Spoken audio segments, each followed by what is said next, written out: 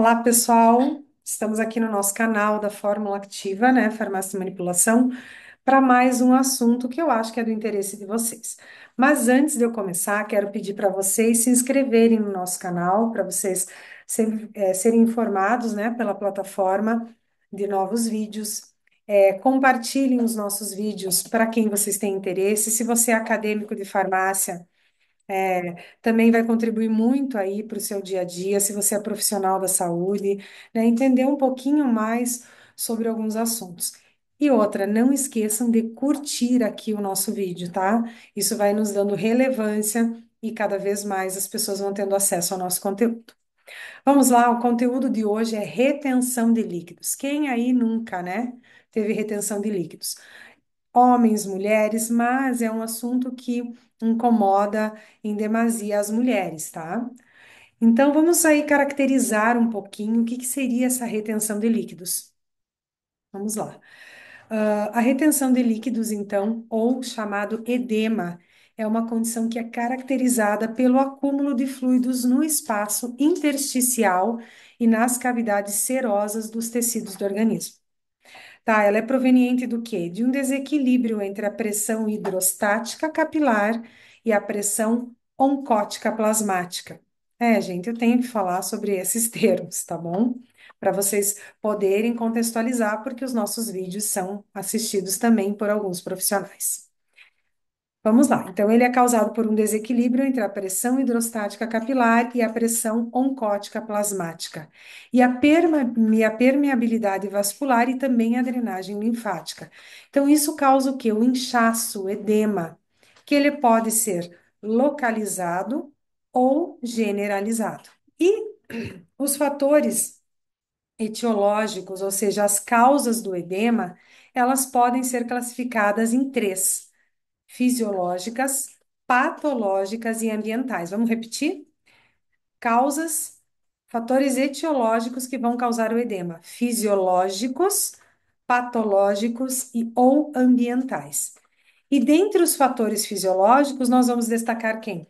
Gravidez, ciclo menstrual, um sedentarismo prolongado e o envelhecimento, tá? Então vamos falar um pouquinho de cada um. Dentre os fatores fisiológicos, então aqui destaca-se a gravidez, por quê? Porque há alterações hormonais nesse estágio, né? E a compressão dos vasos sanguíneos pelo útero também vão favorecer a retenção de líquidos.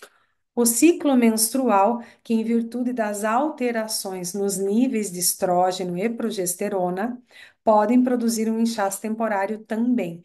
Então, veja, tanto a gravidez quanto o ciclo menstrual, nós temos aí alterações hormonais que vão comprimir vasos, né, favorecendo a retenção de líquido, que vão produzir inchaço temporário por conta das alterações dos hormônios também. Além disso, gente, o sedentarismo prolongado. Por que que eu coloco ele como um fator fisiológico? Porque ele faz parte, sim, né, da nossa vida. Ele não é patológico e, né, e também não é ambiental. Então, ele entra na categoria dos fisiológicos. E esse sedentarismo prolongado quer dizer, você parou de se exercitar por um longo tempo, né? E caracterizado por essa permanência na mesma posição, isso vai comprometer a circulação, tá? Favorecendo também o acúmulo de líquido. Então, não é só o fato de não fazer exercício, mas também uma viagem muito longa, né? A gente pode colocar ali como um sedentarismo prolongado, ou seja, você vai ficar numa mesma posição por um longo período de tempo, isso compromete a circulação, né? E aí vai favorecer o acúmulo desses líquidos. E a nossa quarta característica fisiológica é o envelhecimento, que também contribui para a predisposição ao edema, devido à redução do quê? Da eficiência da circulação e da drenagem linfática. Tá? Então, o envelhecimento, as nossas veias, o nosso sistema linfático vai perdendo a capacidade de trabalhar com eficiência. E aí a gente vai sofrendo, então, essa redução, né, na circulação, na drenagem linfática e vai aumentando aí a predisposição do, dessa retenção de líquidos, tá? Desse acúmulo de líquidos, que, como eu falei lá no início, pode ser localizada ou generalizada. Tá, nós já vimos então aqui os fatores fisiológicos. Então, agora nós vamos para os fatores patológicos. Aqui, entre os fatores patológicos, nós temos doenças cardiovasculares, doenças renais, a própria insuficiência renal, os distúrbios hormonais, como o hipotireoidismo, e reações alérgicas, tá? Então, veja, entre esses fatores patológicos, temos as doenças cardiovasculares, como a insuficiência cardíaca congestiva, que ela pode provocar a retenção de líquidos nos pulmões e membros inferiores. Já as doenças renais, como a síndrome nefrótica e a insuficiência renal, que eu já havia destacado anteriormente, elas vão fazer o quê? Elas prejudicam a filtração e a excreção de líquidos, então elas vão resultar sim no edema, né, no inchaço. Os distúrbios hormonais, como por exemplo o hipotireoidismo, ele leva ao acúmulo de mucopolissacarídeos nos tecidos, tá? Então é por isso que ele vai causar o inchaço. E as reações alérgicas? Elas aumentam a permeabilidade vascular, favorecendo o inchaço, como ocorre lá no angioedema. Entenderam direitinho, então, os fatores patológicos? Doenças cardiovasculares, doenças renais, distúrbios hormonais e reações alérgicas. E para nós finalizar aqui, né, o último fator são os fatores ambientais ou os hábitos de vida, tá? A gente pode classificar os dois aqui. Eles também desempenham um papel significativo na retenção de líquidos. E quais são esses fatores ambientais ou hábitos de vida? A ingestão excessiva de sódio, a desidratação, e eu vou explicar para vocês, o uso de medicamentos, tá? O uso excessivo de certos medicamentos e a exposição ao calor. Então vamos lá. A ingestão excessiva de sódio, gente, ela vai contribuir para o aumento da osmolaridade plasmática, ou seja, ela vai estimular a liberação de hormônios antidiuréticos, os chamados ADH, tá? E aí ela vai promover o quê? Se é um hormônio antidiurético, ela vai promover a retenção hídrica, a retenção de líquidos, o inchaço, o edema, tá? Por outro lado, a desidratação. Aí você vai pensar, tá, Ana, mas a desidratação vai causar inchaço? Sim, porque ela vai desencadear um mecanismo compensatório, que vai reduzir a diurese e favorecer o acúmulo de líquidos.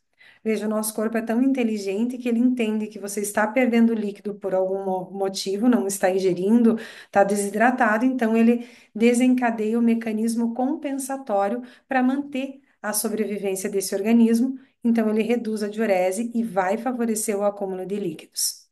Ainda o uso de alguns medicamentos, como todo mundo já sabe, corticoide, que ninguém quer, né, tomar porque causa inchaço, e os anti-inflamatórios. E, em específico, os anti-inflamatórios não esteroidais, os conhecidos AINES, tá? Eles vão, por que que o uso desses medicamentos causa uma retenção líquida, né? Porque eles vão interferir no balanço hídrico. Então, eles levam o inchaço como um efeito colateral, tá bom? Seria um efeito colateral desses medicamentos. E por último, e não menos importante, a exposição ao calor excessivo. Quem aí, nos dias de verão, se sente inchado ou não gosta do verão, não gosta do calor justamente por se sentir inchado? É pertinente? É, porque ele vai promover a vasodilatação periférica. Então, ele vai dificultar o retorno venoso desse sangue, o que vai contribuir para o inchaço daí nas extremidades, especialmente nos pés e nos tornozelos. Tá, de posse de todos esses conhecimentos, como que eu vou saber que o que eu tenho é só um inchaço que aconteceu ali, porque naquele dia eu não tomei líquido ou estava muito quente? E como que eu vou saber que sim uma retenção de líquido, né? Como que eu vou saber que eu tenho essa retenção meio que crônica aí na minha vida?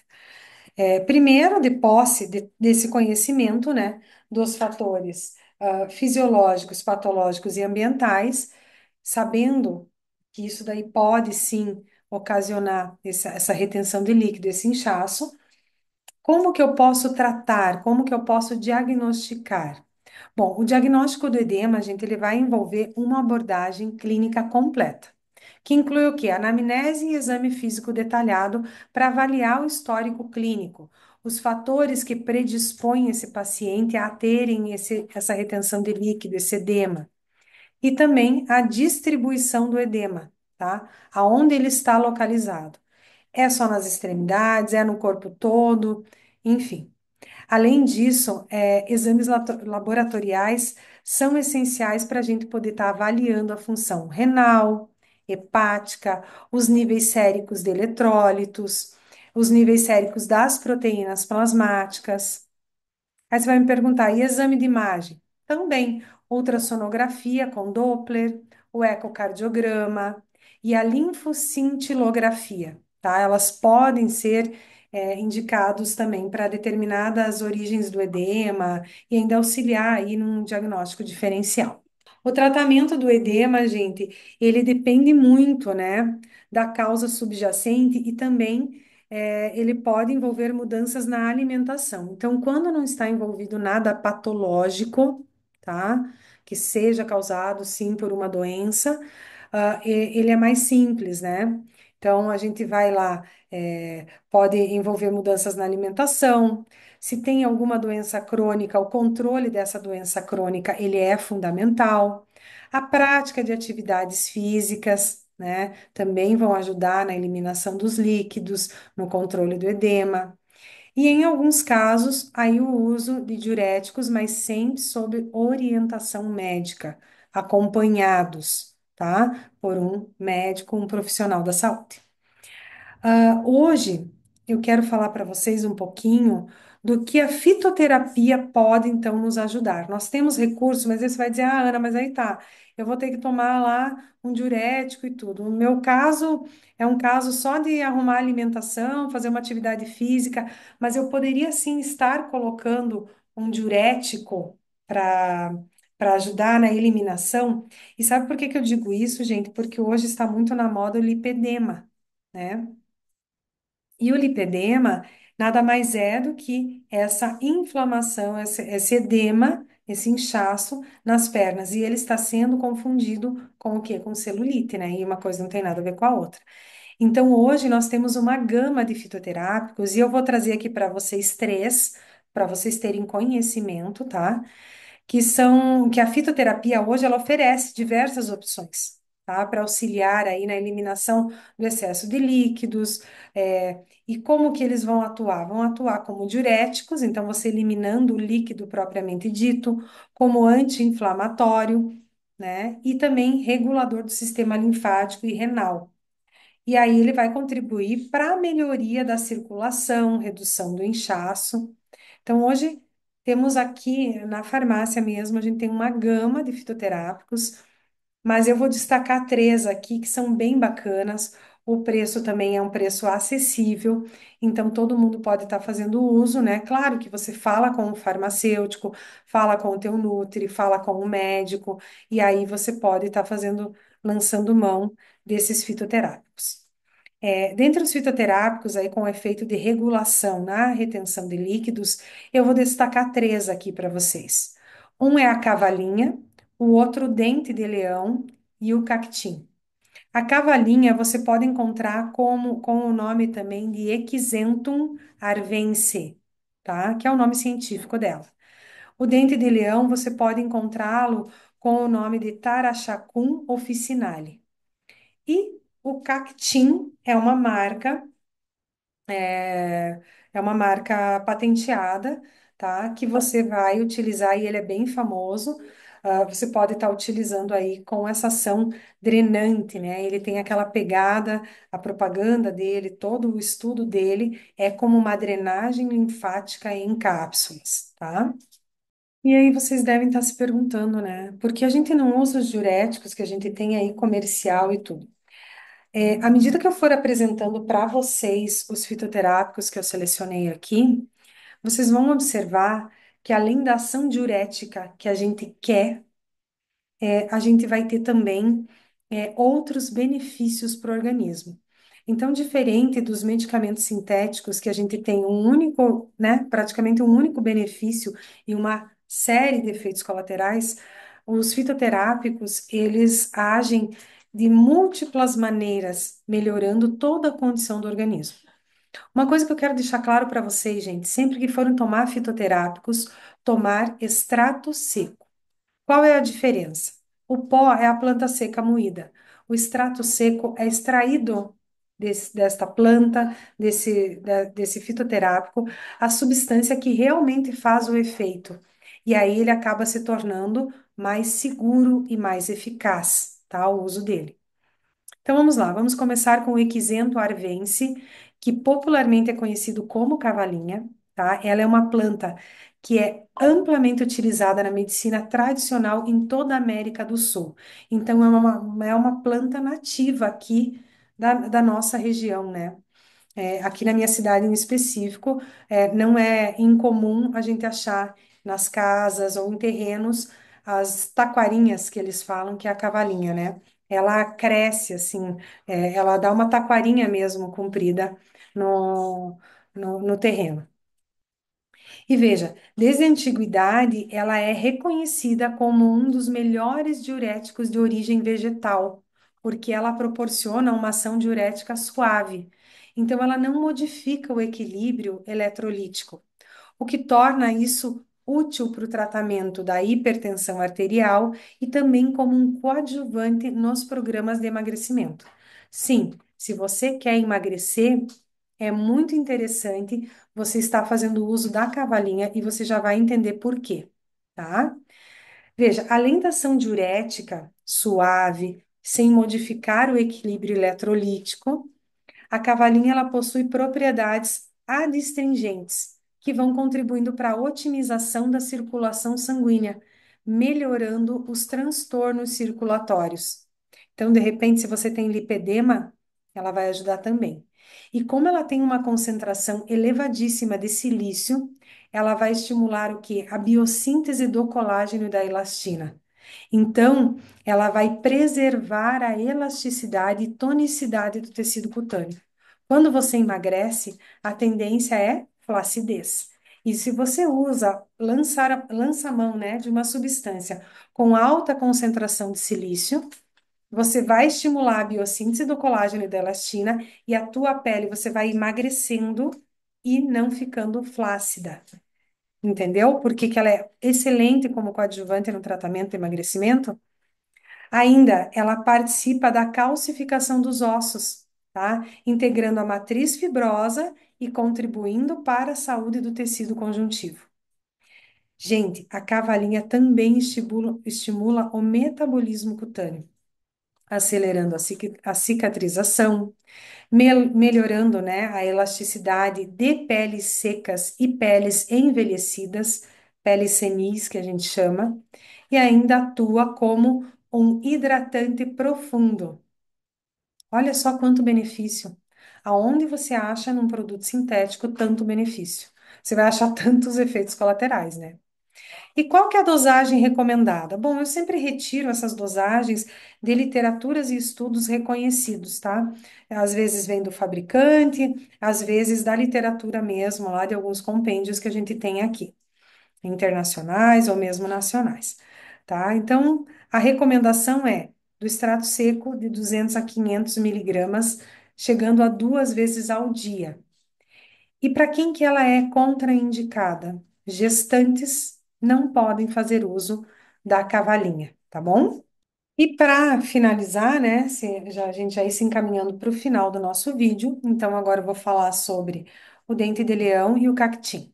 Vamos começar com o dente de leão, né, que a gente chama de Taraxacum officinale, então popularmente conhecido como dente de leão. Ele é amplamente utilizado pela medicina tradicional. Quem nunca ouviu falar do efeito detox do dente de leão? E você vai entender ao longo da explicação o porquê que ele tem um efeito detox. Esse efeito detox, esse efeito diurético, perdão. Então, o dente de leão, ele é amplamente utilizado na medicina tradicional por seu efeito diurético e também porque ele auxilia em casos de distúrbios urinários e renais. Então, a sua ação diurética, ela é atribuída a quê? À presença de flavonoides. O dente de leão, ele é rico em alguns flavonoides que estimulam a diurese e também ao alto teor de potássio, que vai auxiliar no controle dos níveis de excreção urinária. Além disso, o dente de leão ele é rico em inulina, que é um polissacarídeo com efeito pré-biótico. E aqui vai entrar a questão da eliminação das toxinas. Essa inulina, que é um polissacarídeo com efeito pré-biótico, ela contribui para a modulação da microbiota intestinal e também potencializa os efeitos diuréticos e coleréticos, favorecendo a quê? A eliminação de toxinas. Então é por isso que a gente diz que o dente de leão, ele é um poderoso detox, tá? Por conta da inulina, ele é rico nesse polissacarídeo que vai fazer esse efeito pré-biótico. Olha como as coisas são complexas, que vai modular a microbiota intestinal e daí sim vai potencializar o efeito colerético, o efeito diurético, favorecendo a eliminação das toxinas. Além disso, gente, ele vai apresentar moderada ação anti-inflamatória, então tornando-se um aliado no tratamento das desordens reumáticas. Então, além de detoxificar o organismo, eliminar as toxinas, o que já vai reduzir a inflamação, ele ainda tem essa ação anti-inflamatória. E aí ele é otimamente, amplamente utilizado para as desordens reumáticas. E qual que é a dosagem recomendada dele, né? Ela vai variar de 1 a 2,5 gramas ao dia, tá ok? Então, o dente de leão vai ser tomado de 1 a 2,5 gramas ao dia. Já a cactim, ou o cactim, ele é um extrato obtido do fruto Cactopuntia ficus indica, tá? Ele é rico em nutrientes, em fitoquímicos, como a betaína, a indica xantina, com propriedades também detoxificantes e diuréticas e sem perda de minerais, tá? Então, veja, propriedades detoxificantes e diurética, mas sem perda de minerais, é muito difícil, porque todo diurético implica na perda de alguns minerais. A sua ação, então, a ação diurética do cactim, ela promove a eliminação do excesso de fluidos sem causar esse desequilíbrio eletrolítico, uma vez que esse ativo também é rico em minerais, vitaminas, compostos fenólicos que vão ajudar a manter a homeostase corporal.